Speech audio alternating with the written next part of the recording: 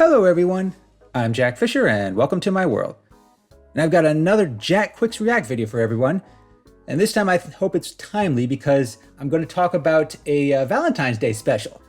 Now, I know in the past I've talked about how I'm kind of a big romance fan. I'm the kind of guy who I follow romantic subplots closer than most, and me being a straight guy, it can get a little, I know that's unusual, but you know what? I make no apologies for it. I'm a romance fan. I watch chick flicks, deal with it. But I'm not going to talk about a chick flick. I'm going to talk about the Harley Quinn, A Very Problematic Valentine's Day Special. Now, if you know anything about the HBO Max show Harley Quinn, you know that a Valentine's Day special in that show is not going to be the most sappiest or the most sentimental, but in a unique, but it's still going to be special. It's still going to be romantic in its own quirky way, because quirky that's one of many words I would use to describe this show, but it's a show that I've really grown fond of, despite DC having a losing record with things like the movies and also with some of the comics lately. But I will say, say what you will about the state of DC Comics or DC EU or DC Studios, but Harley Quinn is a bright spot, and this special perfectly symbolizes why it is as bright as it is. This show, it's not for everyone. This is an R-rated Batman show. It's an R-rated DC show. It's a hard R in every respect, because it's not just that characters curse, and it's not just that there's a lot more blood and violence. This is a show that really kind of embraces a more mature brand of DC Comics. You're not going to see, the kind of stuff you'd see on a Saturday morning cartoon series with this show. And Harley Quinn, being the kind of character she is, she's been a villain, she's been an anti-hero, she's been a hero, she's been a little of everything, and that includes her love life, which this special wonderfully plays into, by the way. But watching this, I was very excited about this special, because not just because it's Harley Quinn, it's a show that I already love, but it's a show that celebrates what I think is one of the best romances that DC Comics has going right now. And no, I'm not talking about just queer romances or lesbian romance. I'm talking romance in general. I mean, this show makes the case that Harley Quinn and Poison Ivy are one of the best romances you'll find in any superhero comic, in Marvel or DC. They are both kind of villains. Yeah, they both have issues, like a lot of issues. But the fact that, they can be villains, they can be heroes, but they can still be in love, and they can still have their own really unique romantic journey. It's remarkable. I mean, it's one of the reasons I love this show so much, and it's another reason why I was so excited about this Valentine's Day special. And because at this point in the show, Harley and Ivy, they've kind of gone through this lengthy romantic arc.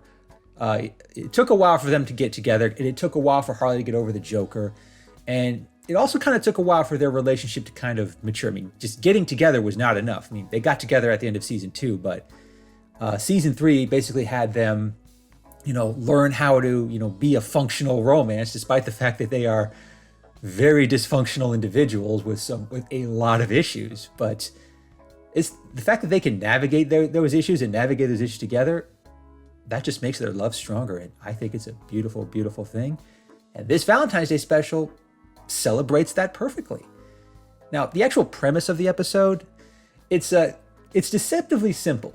The show really kind of plays around with, the fact that it's Valentine's Day. All the most noteworthy DC couples are having some fun. They're being romantic. You see Superman and Lois Lane, of course. You also see Hawkman and Hawkgirl, but you also see some more unorthodox couples. You see even Darkseid finds love in this special. But it does kind of lean into the comedy aspect. But there is a serious story here, and that story is very much Harley and Ivy. And it's really there's no villainous plot or anything. It's mostly just Harley, being the kind of obsessive person that she is, she wants to give Ivy the best, most perfect Valentine's Day ever. Not just a good Valentine's Day, not just a great Valentine's Day. She wants it to be the absolute best. And given her obsessive nature, she really goes all out. And by going all out, she causes problems. Some of those problems have really vulgar consequences. Others, some incredibly sexy consequences too. So it's I guess it kind of balances out in that regard. But it is kind of an interesting, beyond the romance and beyond the kind of the crude and the mushy humor at times. It does kind of explore just the kind of person Harley is, and the fact that she still has a lot of issues. She's still someone who will obsessively pursue something beyond the point of absurdity. And Ivy is the kind of person who is kind of the person she stays level-headed most of the time. She stays, stable. She likes some things that are simple and stable. This is kind of why she loves, she likes plants. So she's very down to earth. But at the same time, she kind of needs someone to sort of push her to get out of her comfort zone. And nobody has done that more than Harley. And I think that's a big reason why Ivy fell in love with her. And I think that's a really big reason why their romance works so well. But in this particular episode, being pushed outside her comfort zone, that's one thing. But again, Harley being Harley just pushes it to some absurdities. And just, granted, her heart is always in the right place. I mean, her goal is always to give Ivy the greatest Valentine's Day possible. And she succeeds in some ways, but again, there's some consequences that are just wonderfully absurd in a way that you could only work in a show like this. And it has sweet romantic moments, but trust me, the humor, the sex appeal, and the profanity, those definitely kind of they kind of steal the show at times. But what kind of also what makes it work is there's some side plots that kind of tie into what's going on with Harley and Ivy.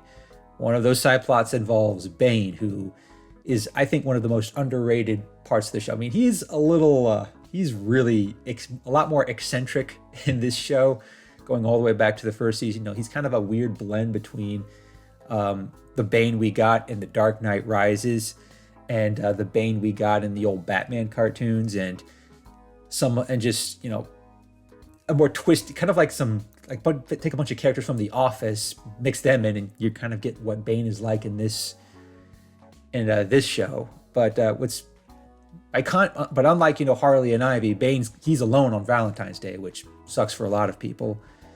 And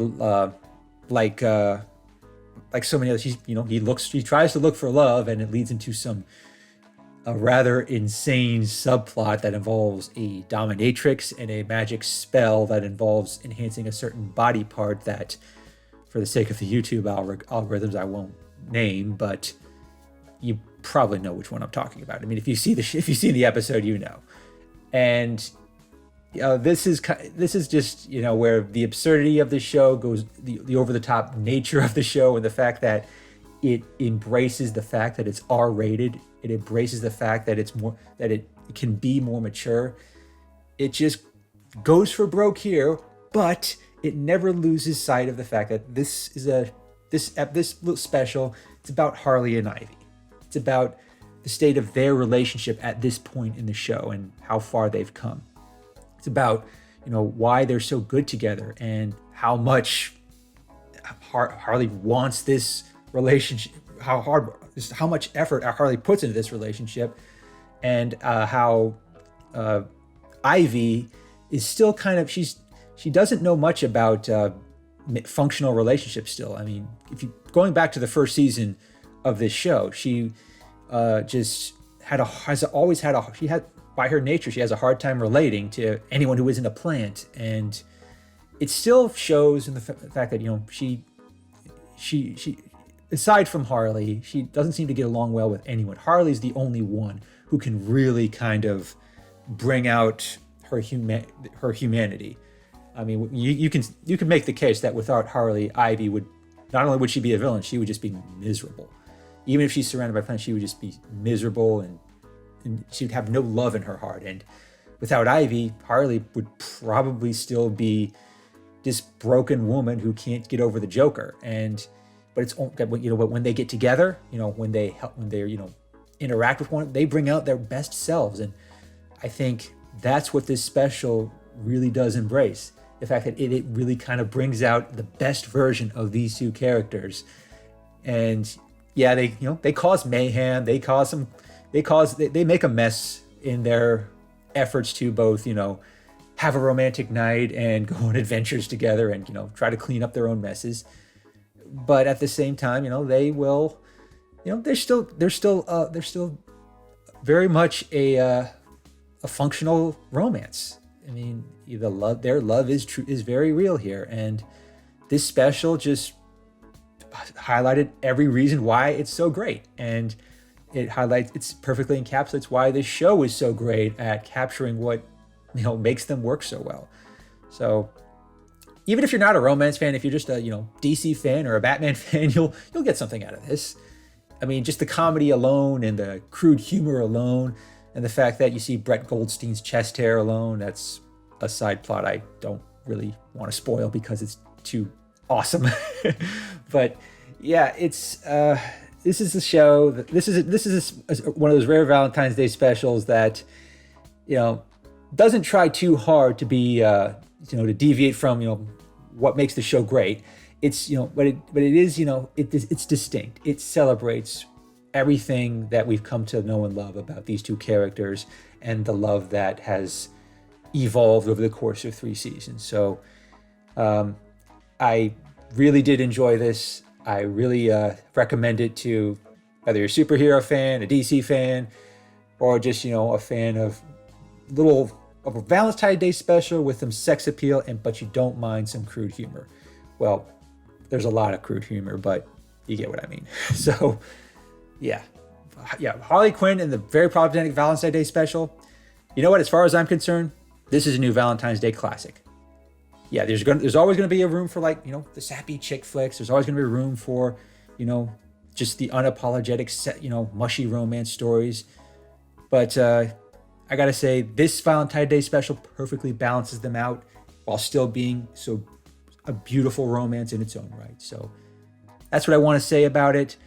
Yeah, check it out on HBO Max if you can. And yeah, if you can make this part of your Valentine's Day tradition, you know, it'll be better for you and whoever you love. So that's all I'll say about the Harley Quinn very problematic Valentine's Day special. So once again, thanks for joining me in my world. This has been Jack Quick Reacts, and until next time, take care and stay safe, everyone.